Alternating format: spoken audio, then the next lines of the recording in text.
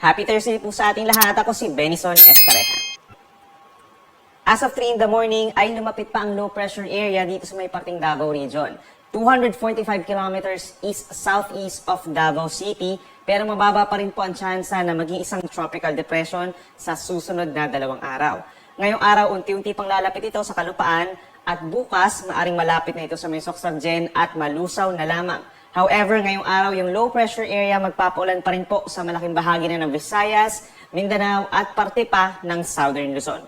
Samantala, yung amihan ng northeast monsoon, madalas pa rin po ito magdadala ng mga mahihinang pag-ulan dito sa malaking bahagi po ng Luzon at magdadala rin ng malamig na panahon, lalo na ngayong madaling araw. Sa mga susunod naman na araw, yung shear line o yung linya kung saan nagtatagpo ang northeast monsoon at ang mainit na hangin galing po dun sa low pressure area ay magdadala rin ng mga pag-ulan over the weekend over Southern Luzon and Visayas. Ngayong araw po, asahan ng matataas sa tsansa ng malalakas na ulan dito sa mga probinsya po ng Masbate, Sorsogon, and Albay. So asahan po natin moderate to heavy rains na posible magdulot ng mga pagbaha or landslides. Then pagsapit po ng tanghali, magkakaroon na rin mga pag-ulan dito po sa lalawigan ng Romblon.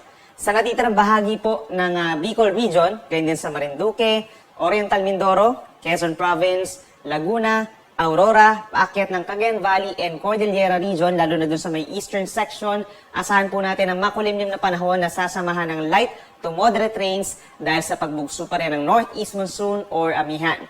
For the rest of Luzon, itong mga facing the West Philippine Sea kung saan kabilang ang Metro Manila, asahan po ang bahagyang maulap hanggang maulap na kalangitan na sasamahan lamang po ng mahinang ulan na hindi naman po tuloy-tuloy epekto rin ng amihan. For Metro Manila, mababa po ang tsansa ng mga pag-ulan ngayong araw at asahan po ang malamig na panahon na hanggang 21 degrees Celsius pagsapit ng madaling araw. Possible din yung mga record-breaking po ng mga lowest temperatures ngayong madaling araw, particularly sa may Ilocos Norte, posible hanggang 17 degrees Celsius. Sa may extreme northern Luzon, possible pa rin po yung 13 degrees Celsius at bagay dito rin po sa may Baguio City at hindi rin mainit sa may Tuguegarao, 18 to 25 degrees Celsius.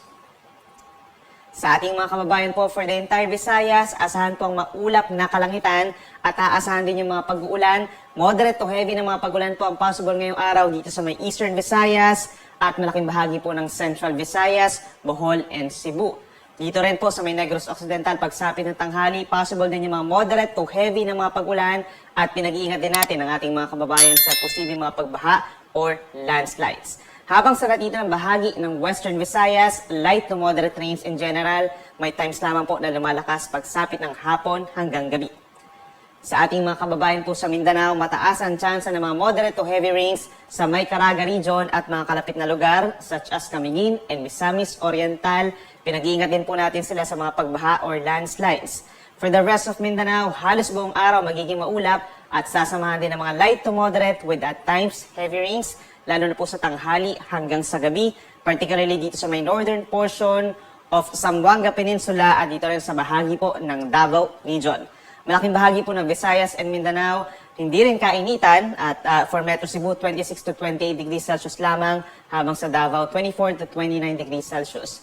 At paalala sa ating mga kababayan po, pag nagtaas na tayo ng orange or red rainfall warning, ay automatically po suspended ang mga klase from preschool all the way hanggang sa grade 12 po. Or kapag malalakas yung may pag-ulan at meron lamang tayong mga rainfall advisories, depende na po sa inyong LGU kung magkakaroon ng mga class suspensions.